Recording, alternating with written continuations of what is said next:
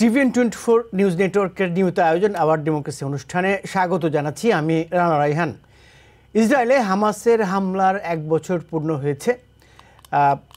America সহ ইউরোপের বিভিন্ন দেশে এই উপলক্ষটি যাকে বলে স্মরণ করা হচ্ছে। এই দিনে যারা মারা গেছে তাদেরকে 1200 গত বছর একই দিনে 7ই অক্টোবর নোভা মিউজিক ফেস্টিভ্যালে হামাসের হাতে প্রায় 1200 মানুষ, ফেস্টিভ্যালের বাইরেও মানুষ মারা গেছিল, নিহত হয়েছে। একই সাথে 251 জনকে জিম্মি করে হামাস।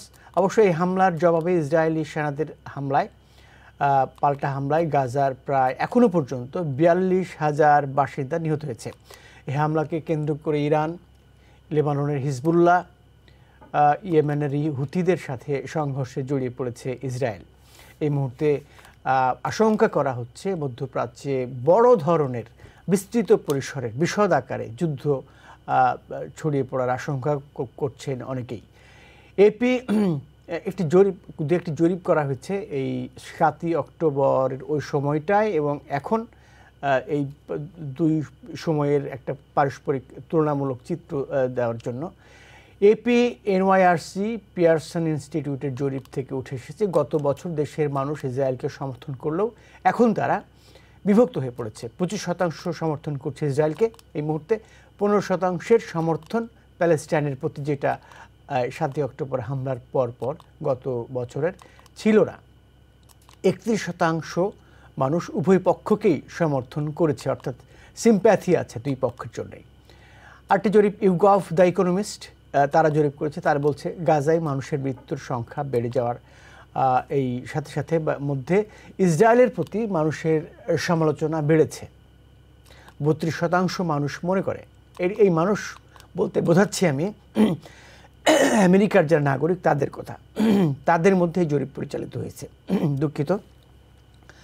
ইসরায়েল সরকার খুব কঠোর পদক্ষেপ নিয়েছে এই যে পাল্টা হামলার চালানো হচ্ছে সেটাকে সম্পর্কে তারা এটা বলছে। আরেকটি জরিপে বলা হচ্ছে 42% মনে করে ইসরায়েলের সামরিক বাহিনী খুব বাড়াবাড়ি করেছে। এটাও জরিপেরই অংশ। ইসরায়েলকে আমেরিকা যে আর্থিক সহায়তা দিচ্ছে সে বিষয়েও দেশের মানুষের সমর্থন কমে গেছে। এইগুলো এই আগামী নির্বাচনে কি প্রভাব ফেলবে সেটা দেখা যাবে। মনে হচ্ছে প্রভাব পড়তে যাচ্ছে, কারণ জরিপে তেমনই উঠে এসেছে। মানুষের মতামত বদলাচ্ছে, পরিবর্তন হয়ে যাচ্ছে। মানুষ সিদ্ধান্ত নেবে হয়তো এইসব বিষয়ের উপরে ভিত্তি করেই। বাংলাদেশে 5টি সংস্কার কমিশন গঠনের পর এবার সদস্যদের নাম সহ আনুষ্ঠানিকভাবে সংবিধান সংস্কার কমিশন গঠন করে প্রজ্ঞাপন জারি করেছে মন্ত্রী পরিষদ বিভাগ। এর মধ্য দিয়ে প্রধান উপদেষ্টা ঘোষিত 6টি কমিশন গঠন করে এর আনুষ্ঠানিক যাত্রা শুরু হলো। সংবিধান সংস্কার কমিশনের প্রধান হিসেবে আছেন, যেটা আগেও জানা গেছিল, অধ্যাপক আলী রিয়াজ। তিনি আমেরিকাতেই পড়ান একটি ইউনিভার্সিটিতে। আর 8 জন সদস্য হলেন ঢাকা বিশ্ববিদ্যালয়ের আইন বিভাগের অধ্যাপক সুমাইয়া খায়ের ও অধ্যাপক মোহাম্মদ ইকরামুল হক, ব্যারিস্টার ইমরান সিদ্দিকী, সুপ্রিম কোর্টের আইনজীবী শরীফ ভুইয়া, ব্যারিস্টার এম মঈন আলম ফিরোজী, লেখক ফিরোজ আহমেদ, লেখক ও মানবাধিকার কর্মী মোহাম্মদ হুসাইন বিল্লাহ এবং শিক্ষার্থী প্রতিনিধি হিসেবে আছেন মোহাম্মদ মাহফুজ আলম। আমরা এই বিষয়গুলো আলোচনা করব। আর সবশেষে একটি বাংলাদেশের দেখলাম যে ডক্টর মোহাম্মদ ইউনূস সাক্ষাৎকার দিয়েছেন বাংলাদেশের গণমাধ্যমকে। সেই সাক্ষাৎকারের প্রসঙ্গ ধরেও আলোচনায় আমরা যেতে পারি। আমার সাথে আছেন doctor Shafiqur Rahman, professor, department of journalism and communication, south Carolina state university. আপনাকে স্বাগত জানাচ্ছি। আপনাদের সবাইকে শুভেচ্ছা। আছেন সৈয়দ মোহাম্মদুল্লাহ, সিনিয়র সাংবাদিক। আমরা তার সঙ্গে পর সংযুক্ত হব। এখন আলোচনা শুরু করছি আপনাকে দিয়েই, doctor Shafiqur Rahman.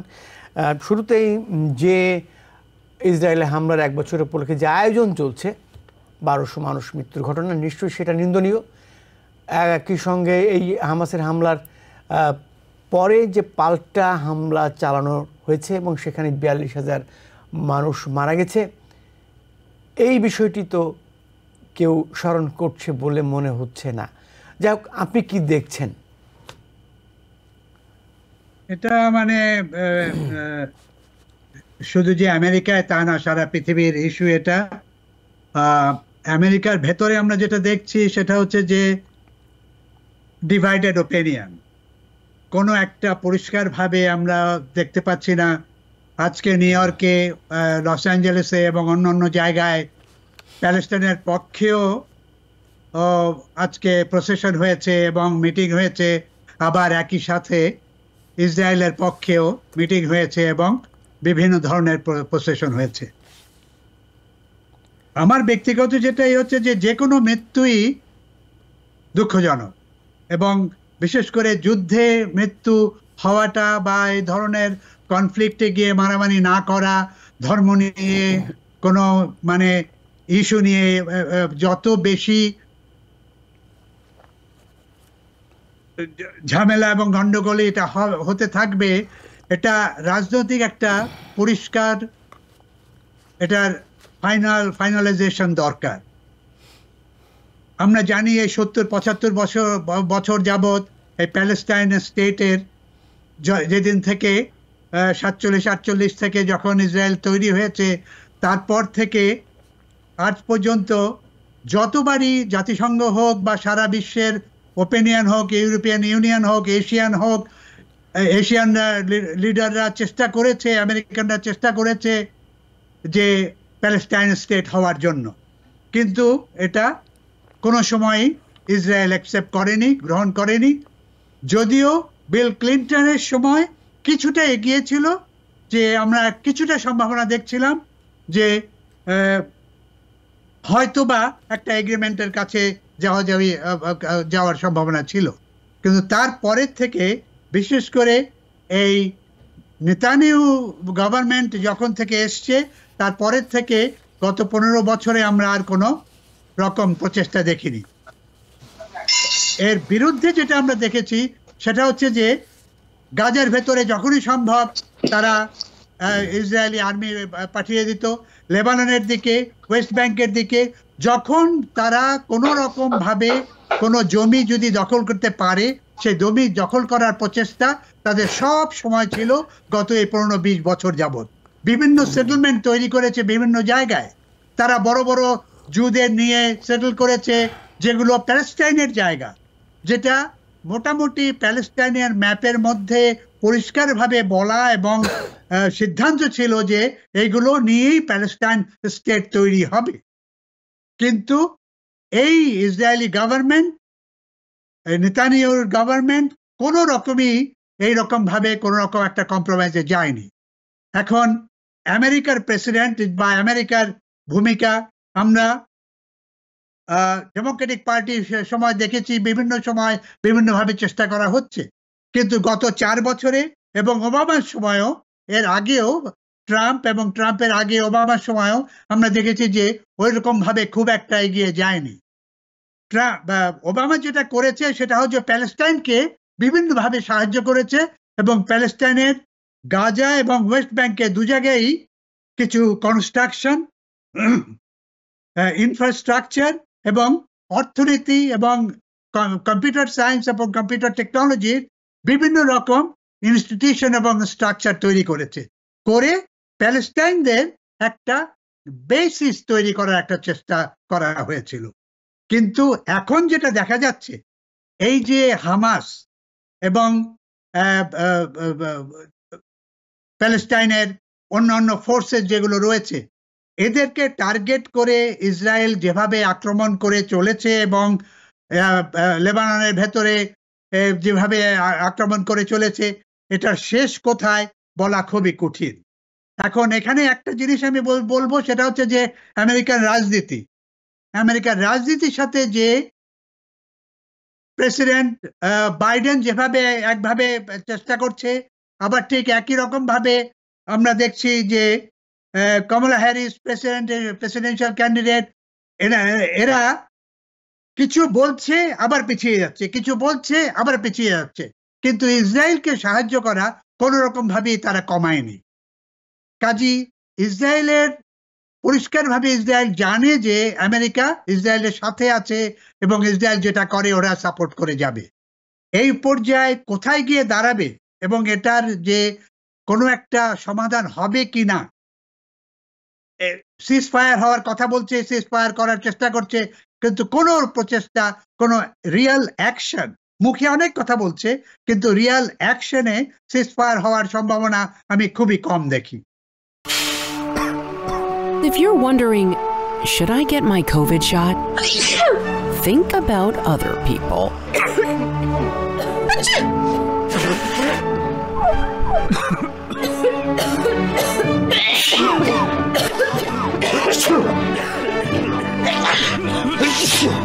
Set a date to get your COVID shot and RSV if eligible.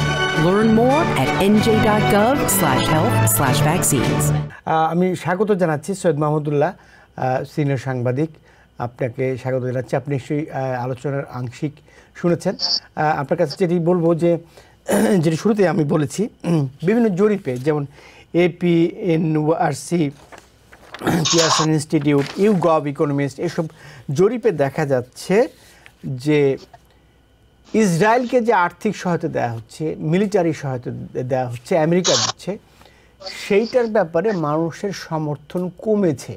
সেটা 7ই অক্টোবর ওই সময়টায় যে সমর্থন ছিল এই সময়কালের মধ্যে কমে গেছে। এইটা নির্বাচনে, এটা বারবারই প্রশ্ন করে থাকি, আবারও করছি, আপনার কি মনে হচ্ছে যে কোনো প্রভাব পড়বে কি না? বা আপনি যেভাবে 1 বছর পূর্তি উপলক্ষে যে আয়োজন করা হয়েছে সেইটাকেও কিভাবে দেখছেন? নির্বাচনে কিছু তো প্রভাব পড়বার কথা, কিন্তু ঘটনা হচ্ছে প্রভাব যে দুই দলের প্রধান দুই প্রেসিডেন্ট পদপ্রার্থী ট্রাম্প এবং কামালা হ্যারিস, ডোনাল্ড ট্রাম্প, তাদের ভিতরে ডোনাল্ড ট্রাম্পের কথাই ধরা যাক। ডোনাল্ড ট্রাম্প বলেছেন, আমরা যদি আবার ক্ষমতায় যাই, আমি যদি ক্ষমতায় যাই তাহলে গাজাকে মোনাকোর মতো করব। মোনাকো হচ্ছে যে পৃথিবীর সবচেয়ে বড় ধনীরা, যাদের অপচয় করার মতো যথেষ্ট অর্থ আছে, সেখানে জুয়া খেলতে যায় এবং বিলিয়ন বিলিয়ন ডলার সেখানে খরচা করে। আমাদের দেশের ধনীরাও কোনো কোনো সময় যত শুনেছি। যাই হোক, তো তিনি সেখানকে ধনীদের স্বর্গ মোনাকোর মতো তৈরি করবেন। তার জামাতা কয়েক মাস আগে তথ্য বেরোলো, তিনি গাজার সমুদ্র তীরে ধনীদের জন্য প্রাসাদ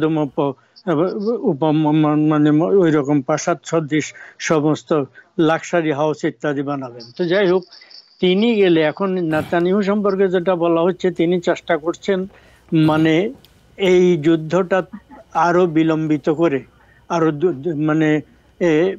আরো প্রসারিত করে আগামী প্রেসিডেন্ট নির্বাচন পর্যন্ত যাওয়া। তিনি চাচ্ছেন যে যেন ট্রাম্প আবার প্রেসিডেন্ট হন। ট্রাম্প আসলে তার ধারণা তাদের পক্ষে ট্রাম্প বেশি সহায়তা দেবে, এবং সেটা ট্রাম্পের বক্তব্য, তার জামাতের বক্তব্য, এগুলো থেকে তো বোঝা যায়। কিন্তু তার মানে এই না যে বাইডেন কম দিয়েছেন। বাইডেন তো অনবরত যুদ্ধবিরতির কথা বলছেন, কথা বলার ফাঁকে ফাঁকে আবার তিনি সেই দেশে অবিরাম। বাইডেন প্রশাসন এবং প্রেসিডেন্ট বাইডেনের যে তৎপরতা, সেইটা কি কয়েক মাস আগের তুলনায় পার্থক্য দেখা যাচ্ছে না? যে মনে হচ্ছে যে এই প্রেসিডেন্ট আসলে কিছু করার নাই, সামনে নির্বাচন, ঠিক আছে, এখন যা খুশি তা ইসরায়েল করতে পারে, ব্যাপারটা এরকম। এই আপনি কি দেখেন, কেউ কিছু এরকম জোরালোভাবে বলছে? আপনি এরকম কিছু দেখছেন প্রশাসনের পক্ষ থেকে? কিন্তু নির্বাচন আগে থেকে তো তিনি নিজে প্রথম যুদ্ধ বাঁধার পরপরই ঘোষণা করলেন যে আমি জায়নিস্ট। জুদের অনেকে নিজেদেরকে জায়নিস্ট বলেন না, তারা জুডাইজম এবং জায়নিজমকে সেপারেট করে। যারা লিবারাল, মোর মডারেট, তারা নিজেদেরকে জায়নিস্ট বলেন না। অনেক জু নিজেরাই জায়নিজমকে মন্দ করেন, সমালোচনা বলেন। আচ্ছা, যাই হোক, তিনি নিজেকে জায়নিস্ট ঘোষণা করছেন, আমি কট্টর জুদের পক্ষেই একটা। এবং তারপরে সেই দেশে তো প্রচুর পরিমাণে, প্রবল পরিমাণে, বিপুল পরিমাণে অর্থ তিনি সরবরাহ করলেন, অবিরাম অস্ত্র চালিয়ে যাচ্ছেন। এবং সর্বশেষে কিছুদিন আগে পর্যন্ত অত্যাধুনিক সব অস্ত্র, হেভি 800 পাউন্ডের 1000 পাউন্ডের ওজনের বোমা ইত্যাদি এগুলো সাপ্লাই দিয়েছেন। সমস্ত ধরনের গোলা বারুদ সব সাপ্লাই দিয়েছেন। ফলে যুদ্ধ বন্ধ করার কথা এই আমেরিকায় নিউ ইয়র্ক টাইমস এবং অন্যান্য পত্রিকায় আমি পড়ে দেখেছি। আপনি যুদ্ধ বন্ধ করার কথা বলছেন, ইসরায়েলের জেনারেলদের মধ্যে কয়েকজন, সামরিক অফিসারদের মধ্যে কয়েকজন, এবং ইসরায়েলের পলিটিক্যাল এলিটদের মধ্যে কেউ কেউ বলেছেন আমেরিকা যুদ্ধ বন্ধের কথা বলছে, এদিকে অস্ত্র দিচ্ছে। তো অস্ত্র দিলে তো এরা যুদ্ধ বন্ধ করবে না। ফলে আপনি চাপ সৃষ্টি করার জন্য কিছুই করছেন না, তাদেরকে অর্থ দিচ্ছেন, অস্ত্র দিচ্ছেন, ফলে এটা হচ্ছে না। এটা হচ্ছে ক্যারট অ্যান্ড স্টিক দুটো লাগে, ইনি তা করছেন না, ক্যারোটে দিয়ে চলুন না। ফলে ইনি করছেন কি সেলফ ডিফেন্সের কথা বললে অ্যাকচুয়ালি লেইসেস ফেয়ার ওদেরকে নিঃশর্ত সমর্থন দিয়েছেন। এমনি মানে জনগণকে বা মানে প্যালেস্টাইনি আমেরিকান, আরব আমেরিকান বা মিডল ইস্টের লোক, মুসলমানদের প্রধান সংখ্যাগরিষ্ঠ দেশের লোককে এক ধরনের একটা মৌখিক আশ্বাস দেওয়ার জন্য বলছেন যে আমি চেষ্টা করছি। বাহ্যত এই সরকার কিচ্ছু করেননি, ফলে এই পর্যন্ত কিছু হয়নি। এবং একটার পর একটা যে কাণ্ড কারখানা ঘটে গেছে, এবং মানে এমনকি এই যে মানে বেইরুতে ভয়ঙ্করভাবে হামলা হচ্ছে। আগে বললো তারা, ইসরায়েল বলল যে আমরা কেবল বর্ডার এলাকায় খুব সীমিত পরিমাণে যাব। এখন সেই দেশের রাজধানী পর্যন্ত প্রচন্ড ধুলায় মিশিয়ে দিচ্ছে। গাজাকে যেরকম ধ্বংসস্তূপে পরিণত করেছে, এখন লেবাননকে ধ্বংসস্তূপে পরিণত করা হচ্ছে। এবং এই গতকাল সম্ভবত তারা আরো বলেছে, তাদের পক্ষ থেকে হয় নেতানিয়াহু বলেছে বা তার কেউ বলেছে যে তারা তেহরানকে এরকম, তেহরানের কথা বলেছে, ইসরায়েলকে না, ইরানকে বলেছে তোমরা ওই বেইরুতের অবস্থা দেখো, লেবানন তোমাদেরকে ওই রকম করে দেব, একদম ওই রকম। গাজা এবং বেইরুত মানে লেবানন দেখো, তোমাদেরকে ওই রকম করে দেবো, এইরকম। তাহলে করতে পারবে তারা কিভাবে? বলছে কেবলমাত্র যুক্তরাষ্ট্র বলছে তাদের পারমাণবিক স্থাপনার উপর আক্রমণ করো না, কিন্তু অন্যগুলোর উপরে আক্রমণের ব্যাপারে বাধা নেই। যাই হোক, জো বাইডেন বলেছে যে তেল খনিতে আক্রমণ করো না, তেল খনিতে আক্রমণ না করার জন্য এরকম বলছে। পারমাণবিক অস্ত্রের চেয়ে বেশি গুরুত্বপূর্ণ এখন সম্ভবত তেল, নাকি? তেলের দাম বেড়ে যাবে আর কি। এটা আমার ধারণা, তারা যেটাই বলুক, কথা হচ্ছে যে তারা ওটা খুব সীমিত করার ব্যাপার তাদের নেই। তারা বলছে যে ওরা যেটা করেছে তার শাস্তি পাওয়া উচিত। ফলে ইরানের উপরে আক্রমণ করবে, এরাও ধরে নিয়েছে, এবং সম্ভবত এদের সাথে সলা পরামর্শ হচ্ছে কোথায় কি আক্রমণ করবে না করবে। বাহ্যিকভাবে মানে আমরা প্রকাশ্যে যা শুনি আর পর্দার অন্তরালে এদের মধ্যে কি সলা পরামর্শ আমরা জানি না। তবে মোট কথা মানে ইরানের উপরে আক্রমণ দুদিন আগে হোক পর হোক, সম্ভবত অতি শীঘ্র আসবে। কোথায় কোথায় আক্রমণ করবে সেটা বলা মুশকিল। সম্ভবত তাদের সমস্ত ভাইটালস গুলো ধ্বংস করে দেওয়ার চেষ্টা হবে, কারণ সর্বাধুনিক অস্ত্র, সর্বাধুনিক যুদ্ধ বিমান তাদেরকে সরবরাহ করা হয়েছে। তাদের নিজেদেরও সফিস্টিকেটেড। একটা কথা আপনার এর আগে কয়েকটা শোতে উল্লেখ করেছি, আমি আপনার বিশেষ অনুমতি নিয়ে সেটা উল্লেখ করতে চাই। আজকে আমি নিউ ইয়র্ক টাইমসের ডিটেলস কিছু না, সিএনএন একটা ডিটেলস তথ্য পেয়েছি। সেটা হচ্ছে এই মানে ইসরায়েলের গোয়েন্দা সংস্থার ক্যাপাবিলিটি বৃদ্ধির জন্য আর্টিফিশিয়াল ইন্টেলিজেন্স দিয়ে তারা গত কয়েক বছরে কি কি সব কাণ্ড করেছে। প্রথম পর্ব 1, 2, 3, 4, 5, 6 নানা ধরনের এগুলো ব্যাখ্যা করেছে একটার পর একটা। এবং তারা সফিস্টিকেটেড কিভাবে কোথায় কোন যুদ্ধ যাচ্ছে, প্যালেস্টাইনরা, হামাসরা, লেবাননের হেজবুল্লাহরা কোথায় কে যাচ্ছে, একদম হুতিরা, সব তারা তন্ন তন্ন করে সর্বশেষ তথ্য অনুসন্ধান করে। ফলে আমার এই সন্দেহ আমি আবার পুনর্ব্যক্ত করব, তারা এই নিউ ইয়র্ক টাইমস 7 অক্টোবরের পরপর যে তথ্য দিয়েছিল, খবর দুই পর্বে তারা ছাপিয়েছিল, সেটা হচ্ছে এই মানে হামাসকে বলশালী করেছে, শক্তিশালী করেছে, হামাসকে মানে তৈরি করেছে মানে প্যালেস্টাইনদেরকে দ্বিধাবিভক্ত রেখে তাদের স্বাধিকার আন্দোলনকে পিছিয়ে দেওয়া, সর্বনাশ করে দেওয়ার জন্য। সেইটার জন্য হামাসকে তারা তৈরি করেছে। ফলে হামাস ওখানে আক্রমণ করতে গেছে, এতগুলো লোক ওখানে গেল, ওখানকার ব্যারিকেড ছিন্ন করে গেল, ওখানে মানে তারা বিভিন্ন সিস্টেমে গেল, মানে তাদের সমস্ত রক্ষাব্যূহ। আজকে যে তথ্য আমি সর্বশেষ সিএনএন আপনি স্টাডি করলে দেখবেন, সেইটার পরে কোনো সন্দেহের অবকাশ নাই, তারা এটা হতে দিয়েছিল এই কারণে যাতে গাজা এবং পশ্চিম তীরকে পূর্ণভাবে পুরোপুরি দখল করার মানে দীর্ঘ মানে আন্দোলনের অংশ হিসাবে, প্রকল্পের অংশ হিসাবে এটা করতে দিয়েছে। Give the dog a bad name and then attack. ওদেরকে আগে মানে এই যে ফাঁদে ফেলো, তারপরে দুর্ব আক্রমণ করে, এই সুযোগ সৃষ্টির জন্য। নতুবা যে ডিটেলস আমি পড়েছি, আপনি পড়লে শিওরে উঠবেন যে কি রকম সফিস্টিকেটেড ব্যবস্থা তাদের। আপনি দেখছেন না তেহরানে কোন হোটেলে কোন রুমে ওই লোকটা ছিল সেটা তারা অনুসন্ধান করে এক্স্যাক্টলি কেবল সেই রুমটা অ্যাটাক করেছে, তাকে মেরে ফেলেছে। কত সফিস্টিকেটেড, হাসান নাসরাল্লাহকে মারতে পেরেছে। ফলে তারা পারে, তাদের ক্যাপাবিলিটি আছে।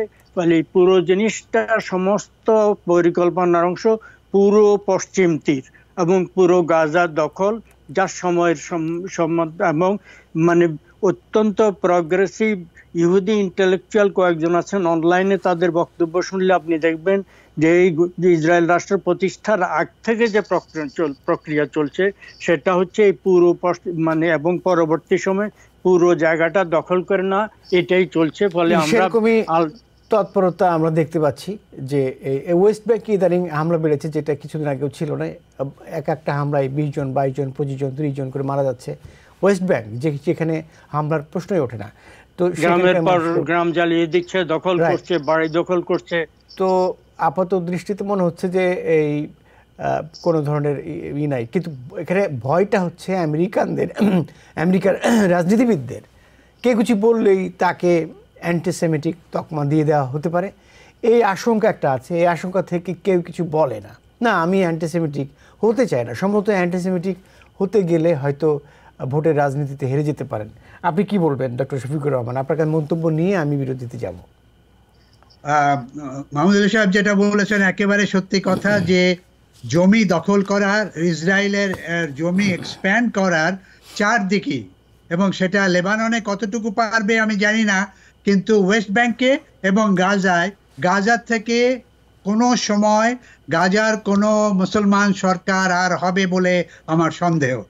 ওখানে তারা তাদের অ্যাডমিনিস্ট্রেটিভ পাওয়ার রেখে এবং আর্মির কন্ট্রোলে তারা ওখানে আস্তে আস্তে এক্সপ্যান্ড করবে এবং ইসরায়েলিদের ওখানে সরিয়ে নেবে। এবং যেটা আরেকটা প্ল্যান, সেটা হচ্ছে যে ট্রাম্প যেটা বলেছে ওটা সে ক্যাজুয়ালি বলেছে কিনা, সত্যি করবে কিনা, কারণ ওখানে গিয়ে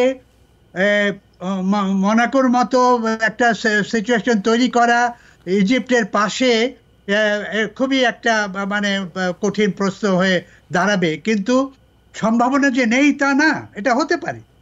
এবং ইজিপ্টও আমরা তো দেখছি যে কোনো বড় মুসলমান কান্ট্রি এটা সম্পর্কে একটা কথাও বলছে না। সৌদি আরব বললেও কোনো কাজ করছে না। হ্যাঁ, টার্কি হয়তো কিছুটা বলছে, ইরানের হয়তো বলতে বাধ্য হচ্ছে, কিন্তু যে দুটো তিনটে, জর্ডান, সৌদি আরব এবং ইজিপ্ট, যারা নেগোশিয়েট করার ক্যাপাসিটি আছে, যাদের পাওয়ার আছে, যারা শক্তি আছে, এবং আমেরিকার সাথে হয়ে যারা ইসরায়েলের সাথে কথা বলতে পারে, এই ধরনের যাদের শক্তি আছে, তারা কেউ একটু এগিয়ে আসছে না এই পরিবেশে। কাজেই এটা কোথায় গিয়ে যে দাঁড়াবে, এটা খুবই একটা কঠিন প্রশ্ন এখন দেখাচ্ছে, বিশেষ করে নেতানিয়াহুর আন্ডারে। এবং ওনার যে পার্সোনাল মানে ইন্টারেস্ট থাকার জন্য একটা সারা পৃথিবীতে একটা যুদ্ধের পরিবেশ তৈরি করে সে পাওয়ারে থাকার চেষ্টা করছে।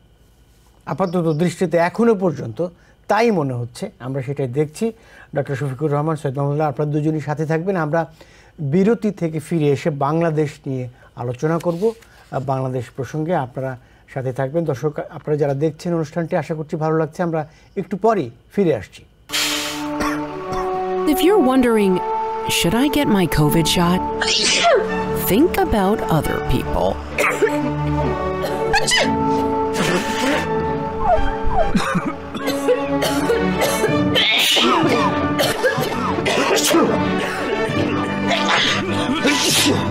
Set a date to get your COVID shot and RSV if eligible.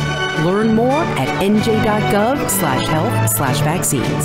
Hour democracy অনুষ্ঠানে আবারও স্বাগত জানাচ্ছি। আমি চলে যাচ্ছি ডক্টর শফিকুর রহমানের কাছে। বাংলাদেশে আপনাকে দিয়ে শুরু করি। বাংলাদেশে যে সংবিধান সংস্কার বিষয়ক কমিটি করা হয়েছে, কমিটিটি সম্পর্কে আপনি দৃশ্য দেখেছেন। প্রফেসর আলী রিয়াজ এখানে কমিশনের প্রধান হিসেবে আছেন। প্রাথমিক প্রতিক্রিয়া কি বলবেন? আমরা জানি যে 6টা কমিশন হয়েছে এবং সেটা 6টা কমিশন করার চেষ্টা করছে। সংবিধান কমিশন নিয়ে অনেকের বিভিন্ন রকম মতামত আমরা দেখেছি, এবং এর আগে যে চেয়ারম্যান হয়েছিল তাকে সরিয়ে দিয়ে তারপরে কমিশনের আরেক ডক্টর আলী রিয়াজকে কমিশন এর চেয়ারম্যান করা হয়েছে। এখানে বড় রকম প্রশ্ন থাকবে যে আমরা কি সম্পূর্ণভাবে নতুন একটা কনস্টিটিউশন লিখবো বা তৈরি করব, নাকি যে কনস্টিটিউশন রয়েছে তার কিছু কিছু অংশ যেগুলো আমরা দেখেছি যে দেশের স্বার্থের বিরুদ্ধে, দেশের জনগণের বিরুদ্ধে, দেশের সরকারের বিরুদ্ধে তো যাচ্ছে, সেখানে সেই ধরনের পরিবর্তনগুলো করে আমরা কনস্টিটিউশনাল একটা যত তাড়াতাড়ি সম্ভব একটা নির্বাচনের দিকে যাবে কিনা। এখন এই যে দুটো সাইড বা দুটো মানে অ্যাপ্রোচ রয়েছে, একটা নতুনভাবে কনস্টিটিউশন লেখার যে অ্যাপ্রোচ, আমার মনে হয় না সেটা ঠিক হবে সম্পূর্ণভাবে করা, কারণ কনস্টিটিউশনাল বেসিক স্ট্রাকচার তো আমরা জানি সবাই, তিনটা পার্ট অফ দ্য গভর্নমেন্ট, এবং গভর্নমেন্টের কোনটা কি হবে, কোথায় কি আছে, এটা তো সরকারের আমাদের যে শাসনতন্ত্র রয়েছে সেটার ভেতরে সুন্দরভাবে করা আছে।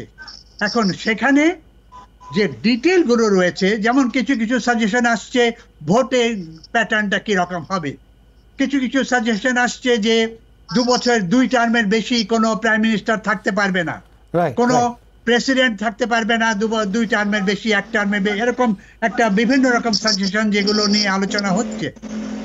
এখন কমিশনের যে মেম্বাররা আছেন, এখন এরা ইউনিভার্সিটি প্রফেসর বা লয়ার বা মানে আমি যেটা দেখছি সেটা হলো যে বেশিরভাগই কনস্টিটিউশনাল এক্সপার্টিজ এদের কতটুকু আছে, তারা পৃথিবীতে কনস্টিটিউশন সম্পর্কে অন্য অন্য কনস্টিটিউশনগুলো ভালো করে স্টাডি করে, রিসার্চ করে, পাবলিকেশন করে, তারা রিসার্চ করে নতুন নতুন পাবলিকেশন কনস্টিটিউশনের উপরে করেছেন কিনা, সেটা একটা বড় রকম প্রশ্ন থেকে যাবে।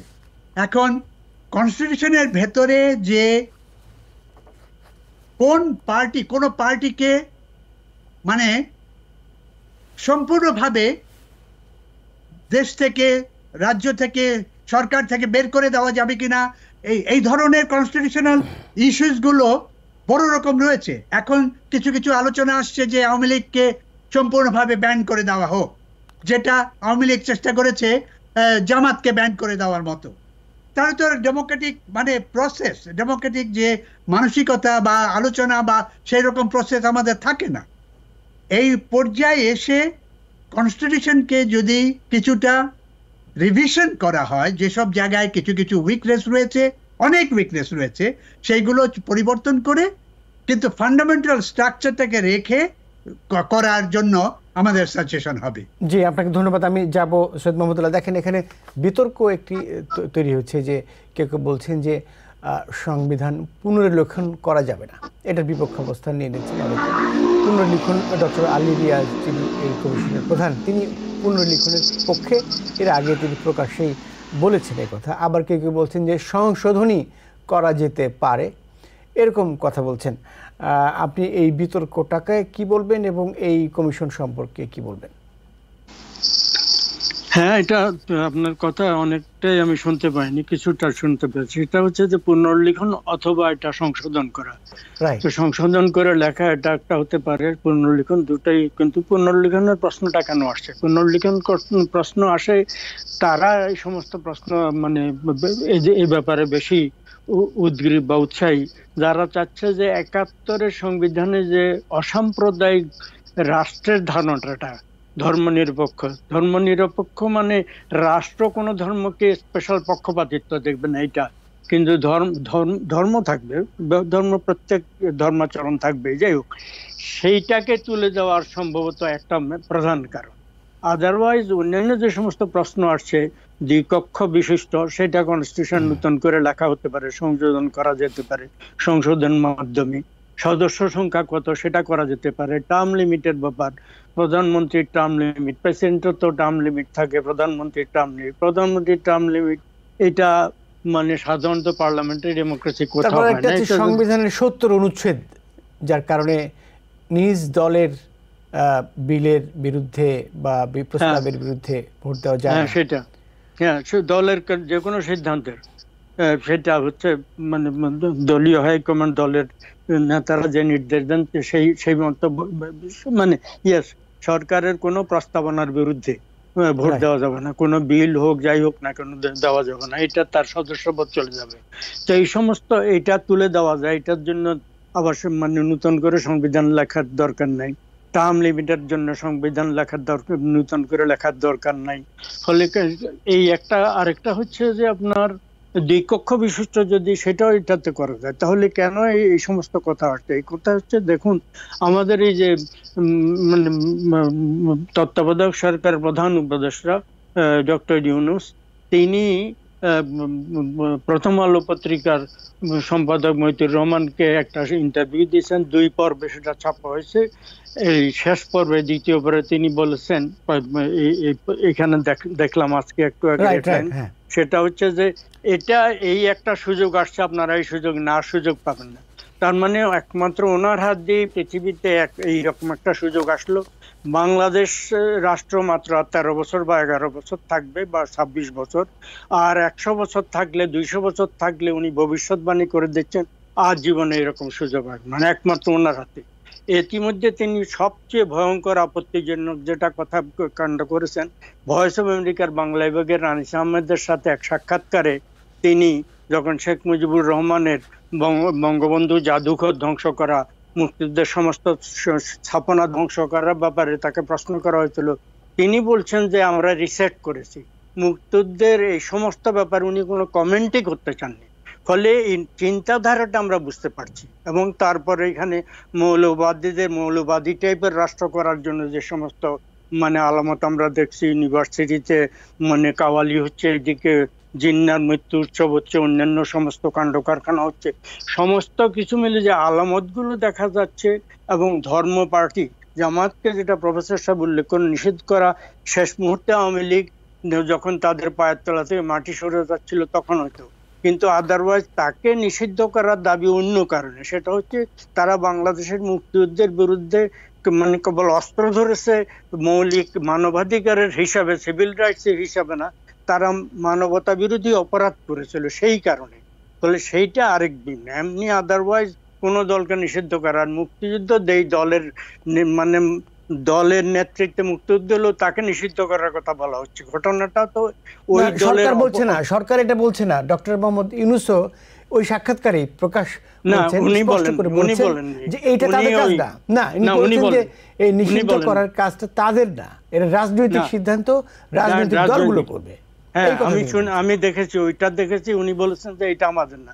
এটা আবার মতিউর রহমান সাহেবরা, যাদের বিরুদ্ধে অভিযোগ, গোলাম মওলানা রনি নামে একজন টিভি পার্সোনালিটি, তিনি নিজে বলেছেন, আরো অনেকে বলেছেন, মানে মাহফুজ আনাম এবং মতিউর রহমানদের দীর্ঘদিনের প্রোগ্রাম, তারা সৎ লোকের মহান ব্যক্তিদের মানে সরকার করবেন, 2 নেত্রীকে বাদ দেওয়ার আগে তাদের একটা প্ল্যান ছিল 7 সালে 8 সালে, এই ধরনের মানে একেবারে ফেরেশতার সরকার বাংলাদেশে আনবেন, এবং তাদের ফেরেশতা ডক্টর ইউনূস ইত্যাদি ইত্যাদি, অনেক আগে থেকে তাদের না, ডক্টর ইউনূস সেটা বলেননি। কিন্তু কথা হচ্ছে এই যে আমরা এই যে প্ল্যান গুলো করছি, এই সমস্ত ধারণা করছি, বাংলাদেশে একটা সঠিক মানে সংবিধানে যে সমস্ত জায়গায় ব্যত্যয় মনে হয়েছে, আমরা সেটা সংশোধন করার জন্য প্রস্তাব করতে পারি। কিন্তু এই যে কতগুলো মানে অদ্ভুত প্রস্তাব আছে, এটাকে ফেলে দাও, ফেলে দিয়ে নতুন করে লেখো, এই কথাগুলো মানে বলার পেছনে, এবং মুক্তিযুদ্ধকে অস্বীকার করা, মুক্তিযুদ্ধের স্থাপনা ধ্বংস করা, সমস্ত চিন্তাগুলো অবলুপ্ত করা, এবং আমাদেরকে মানে সাম্প্রদায়িক টাইপের রাজনীতি করতে অ্যালাউ করা, ধর্মভিত্তিক রাজনীতি একেবারে পুরো দমে, হিজবুত তাহির প্রকাশ্যে এসে গেছে, একটা সন্ত্রাসী সংগঠন, একাধিক লোকজনকে, হিজবুত তাহরীরের লোকজনকে আটকও করা হয়েছে, আপনাকে বলেছে, কিন্তু ছেড়েও তো দিয়েছে, তাকে ছাড়েনি, যাদেরকে ধরেছে পরে তাদেরকে ছাড়া হয়নি। কিন্তু আপনাকে একজনের ব্যাপারে, মাহফুজ আলম, এই প্রধান উপদেষ্টার বিশেষ সহকারী, তার ব্যাপারে আপত্তিকর রিপোর্ট করেছে এই ভারতীয় কয়েকটি গণমাধ্যম, তাদের এই রিপোর্টের কিন্তু প্রতিবাদ করা হয়েছে। এটা করে তার ভিত্তিহীন। মাহফুজ হিজবুত তাহির, এটা সম্ভবত অপপ্রচার, আমি জানি না, কিন্তু হিজবুত তাহিরের লোক মানে জেল থেকে ছেড়ে দিয়েছে, এই তথ্য বাংলাদেশের পত্রিকা আমি দেখেছি। Maybe that's wrong, it's not about Mahfuz Alam. আপনাকে বলি এই সময়টায় আন্দোলনের আগে আগে বেশ কয়েকটি নরসিংদীতে, শেরপুরে কয়েকটি জেলায় জেলা কারাগার ভেঙে গেছে, চলে গেছে, লোকজন আসামিরা চলে গেছে, অনেককেই গ্রেপ্তার করা হয়েছে, অনেকেই করা হচ্ছে, অনেকে এখন পলাতক আছে। সেই সময়টাই কিছু জঙ্গি তৎপরতার সঙ্গে যুক্ত ছিল এবং তাদের জঙ্গি কার্যক্রমের জন্য বিচার হয়েছিল, তারা কিন্তু পলাতক থাকতে পারে, এটাতে অস্বীকার করে। কিন্তু যেভাবে মৌলবাদের কথা বলা হচ্ছে, যেভাবে বাংলাদেশ, এটা হচ্ছে যে সরকার থেকেও বলেছে, এটা হচ্ছে যে ভারতীয় গণমাধ্যম, ভারতীয় সরকারের জন্য, বিশেষ করে ভারতীয় যে উগ্রবাদী অংশ আছে সেই অংশের জন্য সুবিধা হয় বাংলাদেশকে ইসলামী মৌলবাদী রাষ্ট্র হিসেবে পরিচিত যদি করানো যায়। আমি দেখলাম মানে সমন্বয় কমিটির একজন যিনি সরকারে আছেন তিনি এই কথা বলেছেন, আমি তার সাথে একমত। বাংলাদেশে মৌলবাদী তৎপরতা যদি উস্কে দেওয়া যায়, ভারতীয় মৌলবাদীদের এটাই, সব মৌলবাদকে উৎসাহিত করে, এইটা তাদের জন্য, আমরা সেটা চাই না। কিন্তু আমি যেটা অন্য আলামত দেখছি, আমাদের মৌলবাদী যারা আছে তারা একেবারে পুরোপুরি ধর্মভিত্তিক রাষ্ট্র করার জন্য যেভাবে উঠে পড়ে লেগেছেন, দাবি জানাচ্ছেন, আমি সেটার প্রমাণ কোথায় যে এরা ধর্মভিত্তিক রাষ্ট্র করার জন্য উঠে পড়ে লেগেছে? সেটার কি প্রমাণ আছে আপনার কাছে কোনো? এটা জামাত ইসলামী সংগঠন তো আগেও ছিল। আপনি মাল্টিকালচারাল চর্চা করবেন ইউরোপ আমেরিকায়, আমরা করব, কিন্তু মাল্টিকালচার যখন সামনে আসবে, প্রশ্নটা জায়গা দিতে যদি না দেই, তাহলে এই মাল্টিকালচারাল এক জায়গায় এক্সপেক্ট করছি কিন্তু বাংলাদেশে চাচ্ছি না, তা তো হবে না। আমি যাবো ডক্টর শফিকুর রহমানের কাছে, এই বিষয়ে আপনি কি বলেন? আমার কাছে যেটা মনে হয়, এক দলের হয়তো এটা প্রপোজাল, এখন এক দলের প্রপোজাল হলে এটা তো আর অ্যাকসেপ্টেবল হচ্ছে না। বা জামাত বললি যে ওখানে ওই একেবারে মানে যে ধর্মভিত্তিক রাষ্ট্র হবে এরকম অ্যাকসেপ্ট বাংলাদেশের সাধারণ জনগণও এটা চায় না, এটা করে না। আমার ব্যক্তিগত যে ধারণা এবং আমি যেগুলো দেখেছি সেটা হচ্ছে যে জামাত আজ পর্যন্ত কোনো পলিটিক্যাল প্রসেসের ভেতর থেকে এসে বড় রকম ভাবে রাজনৈতিক দল হিসেবে কিন্তু ইমার্জ করতে পারেনি আজ পর্যন্ত। কারণ সাধারণ লোক, আমাদের বাংলাদেশের লোক 90%, 88% মুসলমান, তারা নামাজ পড়ে, রোজা করে, অন্য কিছু সব কিছু ধর্ম করে, কিন্তু তারা ধর্মীয় পদ্ধতিতে কিন্তু জামাতকে ভোট দিতে যায়নি এ পর্যন্ত। এই যে 50 বছরের ইতিহাস আমরা এই যে দেখেছি, এর ভেতরে কিন্তু জামাতকে আমরা কোনো সময় পলিটিক্যাল পাওয়ার হিসেবে, সরকারি পাওয়ার হিসেবে আমরা ওখানে দেখিনি। তো এখানে যেটা হচ্ছে আমার মনে হয় না ওটা অ্যাকসেপ্টেবল হবে কারো কাছেই। ডক্টর ইউনূস হয়তো তার নিজের অর্গানাইজেশনকে রাখার জন্য, নিজের অবস্থানকে একটু শক্ত করার জন্য সাপোর্ট দরকার।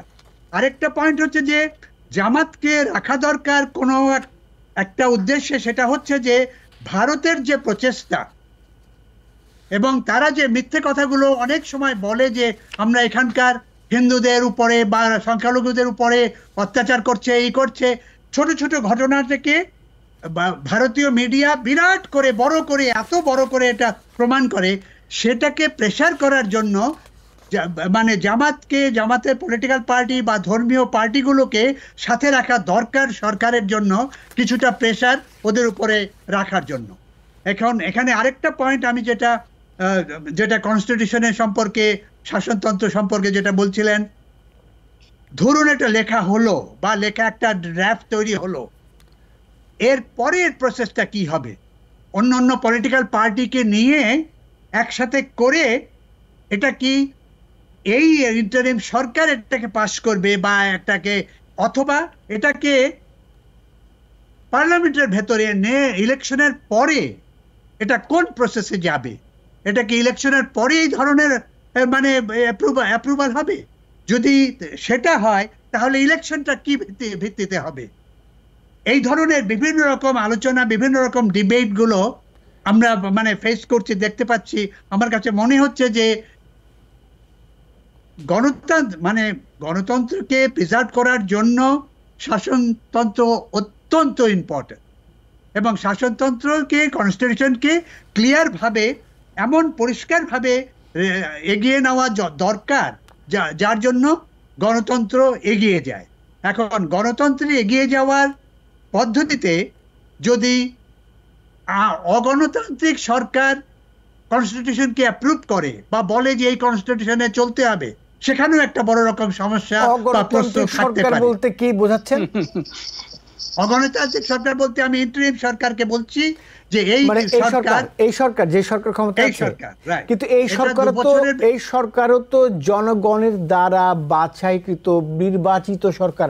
আপনি হয়তো, আমরা হয়তো তথাকথিত ভোট দিয়ে নির্বাচিত করিনি, এই সরকারে তো এই ছাত্র জনতাই নির্বাচিত করেছে, অন্য ম্যান্ডেট নিয়ে এসেছে জনগণের, সাধারণ লোকের ম্যান্ডেট নিয়ে এসেছে। বলা যাবে এখন গণতান্ত্রিক বলতে যেটা আমরা বলি যে ওটা ভোটের থ্রুতে আসার যে প্রসেসটা, সেটা তারা আসেনি সেইভাবে। মাহমুদুল্লাহ সাহেবের আপনার কি মনে হয়? অনির্বাচিত সরকার, আমরা শেষ করতে চাই। সৈয়দ মাহমুদুল্লাহ, আপনি কি বলবেন সবশেষ প্রতিক্রিয়া রেখে? আমরা না, যে এটা অনির্বাচিত সরকার এটা বলা চাই, গণতান্ত্রিক এটা অন্য টার্ম। কিন্তু কথা হচ্ছে গণতান্ত্রিক অগণতান্ত্রিক চাইতে সবচেয়ে বড় কথা হচ্ছে যে সম্ভবত আমি মনে করি আগামী সরকার যদি একটা নির্বাচন হবে যদি শাসনতন্ত্র সংশোধন না করা হয়। এখন এরা প্রস্তাব একটা তৈরি করলেন, ড্রাফট তৈরি করলেন, যেটা করেন সংশোধন কি হবে, কিন্তু সেটা সম্ভবত নির্বাচনটাই দিয়ে দেওয়া উচিত। নির্বাচনটা দিয়ে পরবর্তী যে মানে নির্বাচিত সংসদ যখন আসবে তাদের উপরে ছেড়ে দেওয়া উচিত। তারা কি ওইটাকে পুরোপুরি অ্যাপ্রুভ করবেন, নাকি এই সংশোধনগুলো তারা আবার চেঞ্জ করে নিজেদের মতো করবেন, নাকি তারা যেভাবে করুন, মানে একটা নির্বাচিত সংসদ খারাপ হোক ভালো হোক, জনগণের নির্বাচিত সংসদ দ্বারাই সম্ভবত সংবিধান সম্পর্কে সিদ্ধান্ত নেওয়া উচিত। এটা এই অনির্বাচিত মানে সরকারের আমলে, আমি অগণতান্ত্রিক বলছি না, অনির্বাচিত সরকারের আমলে বা তত্ত্বাবধায়ক অন্তর্বর্তী সরকারের আমলে তাদের দ্বারা তৈরি করা একটা গঠনতন্ত্রের আন্ডারে মানে এটা মানে ফেইট অ্যাকমপ্লি হিসাবে নেক্সট পার্লামেন্টকে তখন বাধ্য করা হবে পরিস্থিতির কারণে, যে তারা ওইটাকে রাইডার ক্লজ দিয়ে এটার জন্য ওই যে পঞ্চম সংশোধনী, তৃতীয় সংশোধনী, সপ্তম সংশোধনীর মতো যে এটা অ্যাপ্রুভাল করে দিল হোলসেল, এটা না করে তাদের নির্বাচনটা হবে কি, কোন কনস্টিটিউশনের ভিত্তিতে? এখনকার যে কনস্টিটিউশন অলরেডি আছে, কনস্টিটিউশন স্ট্যান্ড স্টিল, এটার আন্ডারে এই সরকার শপথ নিয়েছেন, অন্তর্বর্তী সরকার, এইটা এখনো বলবৎ আছে। এই সরকারের আন্ডারে যেটা হবে, এবং এই সরকার গঠনের জন্য সুপ্রিম কোর্টের অ্যাপেলেট ডিভিশনের স্পেশাল পারমিশন নেওয়া হয়েছে, সম্ভবত আমার যদ্দু স্মরণ পড়ছে, পারমিশন নিয়ে এই সরকারকে গঠন করতে দেওয়া হয়েছে। ফলে এই সরকার আমলে মানে যাই তো হোক, মানে তাদের দ্বারা অন্যান্য সংস্কারের ইত্যাদি করা যেতে পারে, কিন্তু সংবিধান একটা fundamental law of the country, সেইটা মানে অনির্বাচিত সরকারের আমলে সেটা ফাইনাল করে ফেলা এটা ঠিক হবে না। এটা নির্বাচিত সংসদের জন্য রাখা যৌক্তিক বলে আমার এখানে ছোট্ট একটা প্রশ্ন ছিল, সেই প্রশ্নটা হচ্ছে 72 সালের যে সংবিধান, যদি কনস্টিটিউশনাল কনভেনশন একটা হয় তখন তো অনির্বাচিত নতুন যে বাংলাদেশ ছিল না সেটা হচ্ছে না। শোনেন, বাংলাদেশ পাকিস্তানের সেন্ট্রাল মানে জাতীয় সংসদ, শুনেন, কেন্দ্রীয় পরিষদ এবং প্রাদেশিক পরিষদের এদেরকে নিয়ে নির্বাচন হয়েছিল, সেটা নভেম্বর ডিসেম্বরে, সেটা পাকিস্তানের আমলে, স্বাধীনতার পরে। আমরা এই বিতর্কটা বরং স্থগিত রাখি, এক সেন্টেন্সে শেষ করি। বাংলাদেশের স্বাধীনতা ঘোষণা করা হয়েছিল বিশেষ পরিপ্রেক্ষিতে, সেই স্বাধীনতার ঘোষণায় স্পষ্টভাবে আমি ওই জায়গায় যাইনি, আমি জাস্ট নির্বাচিত অনির্বাচিত এই বিতর্কটা করতে চেয়েছিলাম। সংবিধান সংশোধনের ঘোষণা করা হয়েছিল গণপরিষদ। আমরা অনুষ্ঠান শেষ করব। সৈয়দ মাহমুদুল্লাহ, আপনাকে অসংখ্য ধন্যবাদ। সংবিধান বিতর্ক নিয়ে হয়তো ভবিষ্যতে আরো আলোচনা করব। ধন্যবাদ জানাচ্ছি ডক্টর শফিকুর রহমান আপনাকেও। আপনারা ভালো থাকবেন, সুস্থ থাকবেন। এই ছিল আজকের মতো আমার ডেমোক্রেসি অনুষ্ঠানে। দেখা হবে অন্য কোনো দিন। সবাই ভালো থাকবেন।